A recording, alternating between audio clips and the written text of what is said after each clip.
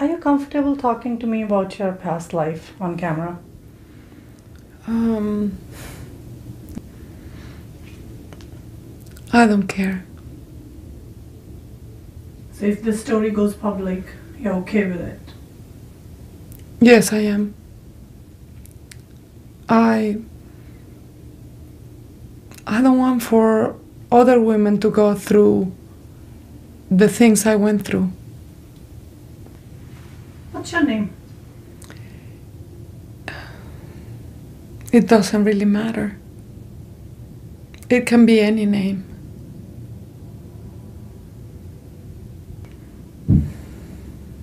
Where are you from? I come from very far away. When I was there, I wanted to go far away. Because, when you have problems, you think that if you go far, you will leave your problems behind.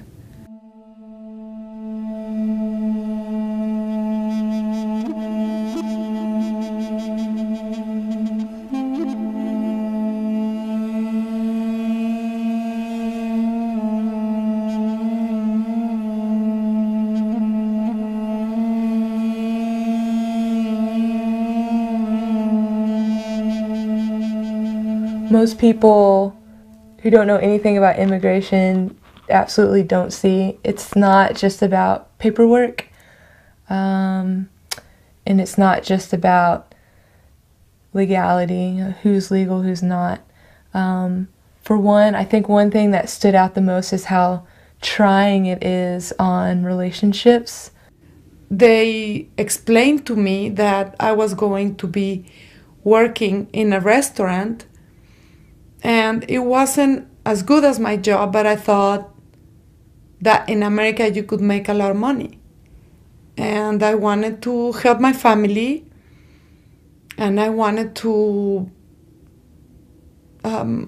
get away from my husband. He was very abusive, almost all the time. And so I wanted to go away from him too. To promise people that they're going to have help when they get to another country and they bring them to another country and then turn them into whatever it is that they turn them into, mainly prostitution, but and with no way out, it's terrible. It's just awful. What were you doing in your country when you came here? I was working in an office, and I was making good money, not very good, but just good, and I was taking care of my family.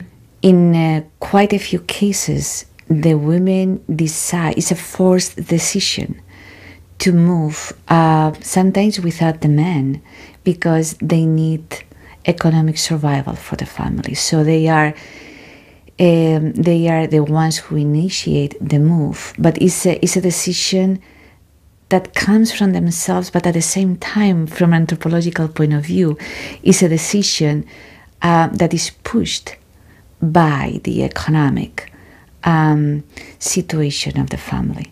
They told me that it was going to be $30,000 to come to America, but they told me I could pay really fast because I was going to be making good money. And so they convinced me, and my parents signed a contract. A lot of the times they're in a situation where they feel very helpless, and they don't, even if they know what's happening to them is wrong and they want to leave, they don't know what their option is because they have no money, or the perpetrator has told them they are in debt and they don't understand that that's not true, so they think they have to pay back this man or woman. There were 3 more women with me in the airplane. And when we got here, we used the passports, and they asked me if I was gonna work here, and I said no. I told them that I had money back in my country and that I just came to visit, and they let us pass. And outside there was this lady who was also from my country and spoke my language, and she received us and took us to eat. We ate with her, and that's when this man came in and explained to us that we were not going to work in a restaurant. He said we were going to work as prostitutes. And a lot of them don't feel like they have an option to go back either, because a lot of them got tricked into coming here under the pretenses of some great job offer, and back home they don't want to reveal to their parents that now they're here actually working as a prostitute and in debt. I felt I had to do it because I have signed a contract, and not meeting the contract will affect the honor of my family. And also, I could get deported. And if I got deported, if they told immigration, then when I got home, the people who sent me here probably were going to kill me so that I wouldn't talk. Or my husband would kill me because I slept with other men. So I wanted to stay here and finish the job and just remain here by myself. When they cross a border, they don't only literally cross it. Metaphorically, they cross a lot of social, economic, and ideological boundaries. They don't have the culture that they protect them anymore. They face values, cultural values that are very different from their own, and that adds to the vulnerability of these of the members of this community when they cross the border.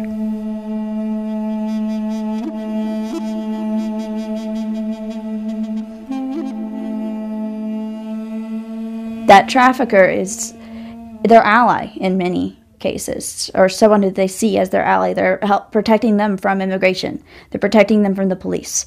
They are housing them. They're feeding them. So many times they're not going to see themselves as a victim of anything. But the fact that they're here undocumented, the fact that they're staying undocumented because their trafficker is keeping them here, makes it much more likely that they're going to have horrible things happen to them, and that they're going to experience things that I can't really, or I couldn't before I started working with people, really fathom as a United States citizen. It's very, very difficult. I remember someone picked me. He said that he liked my smile, but he didn't care about me, just like any of the men who were there. And I brought him to the back and gave him a massage and gave him a bath, and after that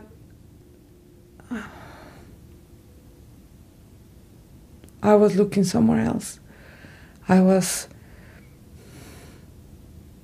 counting the dots on the ceiling so that I couldn't think, or I couldn't feel. I didn't want to feel anything.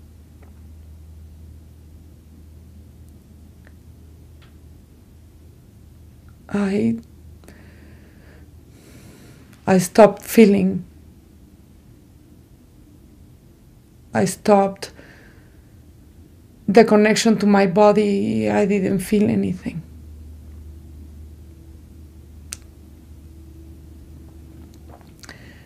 It was like that for every man that I was with. The problem with prosecuting these cases is generally that they did have a physical means of escape. Most of the trafficked people that I believe are victims of human trafficking, it was more of a psychological control. So they may have been beaten up by their trafficker. Their trafficker probably threatened their family, probably threatened themselves, probably threatened them with deportation, or was psychologically manipulative. But they did at one point usually have one point where they probably physically could have walked away. And so I had to pay him for like each month an amount. So it became $60,000, and I paid it maybe in 6 or 7 months. After that, he let me go. They opened the door for me so that I could walk out, but I didn't know where to go.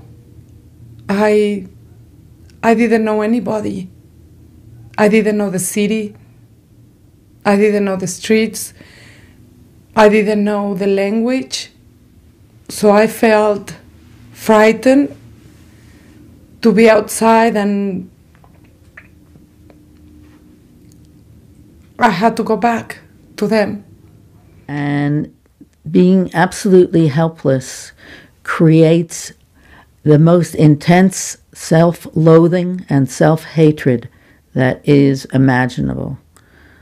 When people look on and you read the case histories or something, then you probably, as an onlooker, can feel rage at the perpetrator and, of course, wonder at this amount of guilt. But the victim cannot afford to feel the rage. And when they free themselves, somehow or other, they are still psychologically, they have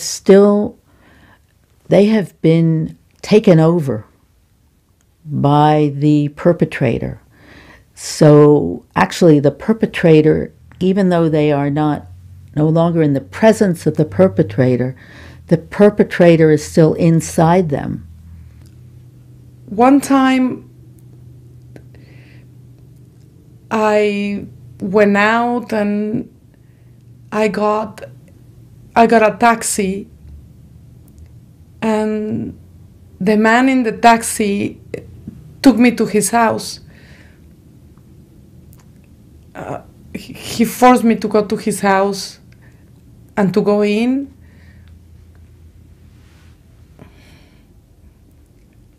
And then he raped me. I didn't want to be with him. But this, for some reason, made me fall apart. It made me realize everything that I was going through, that I was alone here, that I didn't have any root, I didn't have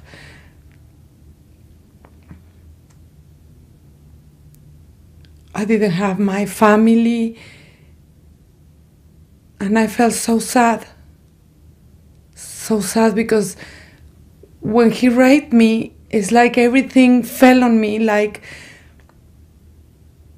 I could really feel everything that I didn't want to feel before. And I was very sad. I was so sad that I just wanted to die.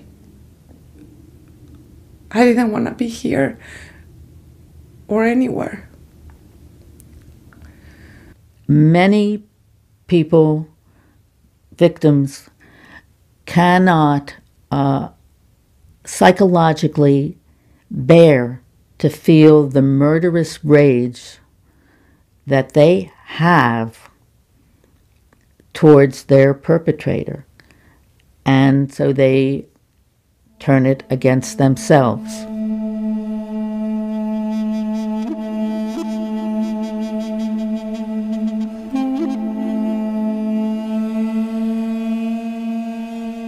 There's a legal remedy in immigration law for the human trafficking victims if they come forward and cooperate with law enforcement with regards to the human trafficking. There are some exceptions for that. For example, if it's a minor, with regards to the cooperation with the police requirement. But if they come forward, their entry into the U.S. was due to being a victim of human trafficking, they cooperate with the police and they've suffered, which is usually going to go hand in hand with having been a human trafficking victim, then they can apply for what's called the T visa. The lawyer helped me to go to the FBI so that we could prove that that I was a human trafficking case, but I couldn't prove that I was a case of human trafficking.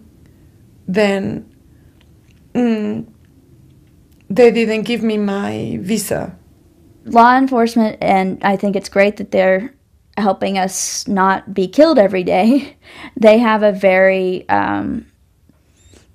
prosecutorial look towards these cases. You have to be very careful with how you approach them because you also don't want to burn any bridges.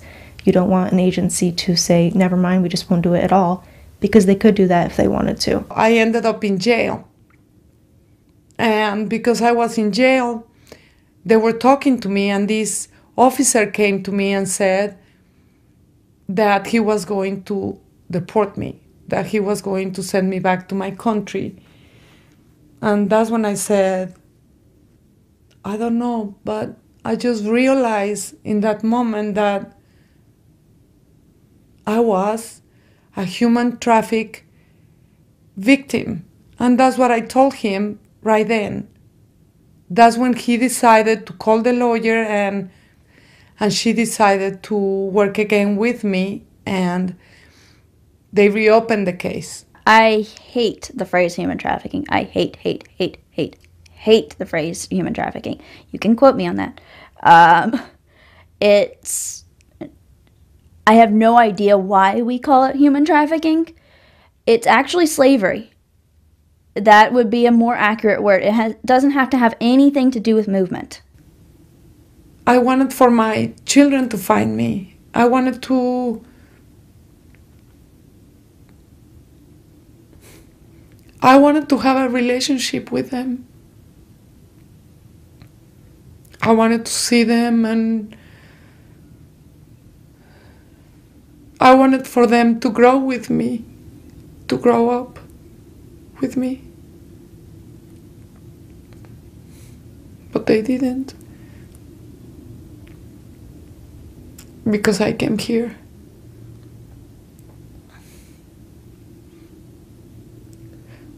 And I miss them.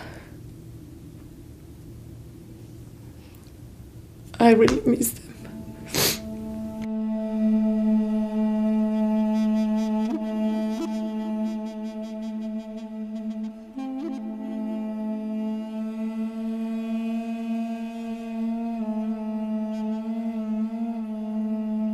You know, this T visa that you applied for, I think it will go through. So, do you think you'll be able to call your children here? Would you be comfortable with that?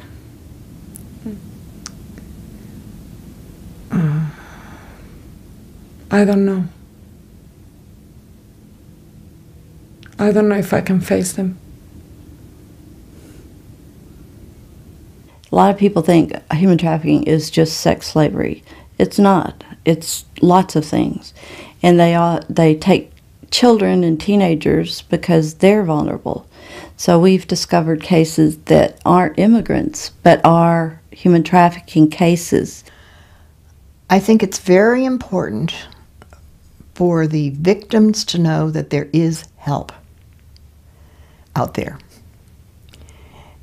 and that they need not be afraid to come to an agency, to a nonprofit agency particularly, because they're less expensive, and will accept them whether they can pay or not. I think the first thing to do is to not come when someone promises something to you, because you don't even know if it's true. You don't know where you're coming, or what are you gonna be doing. You don't know. If they're already here, they need to speak out. They need to say how they were brought in here and how they were victims of someone who brought them here with lies.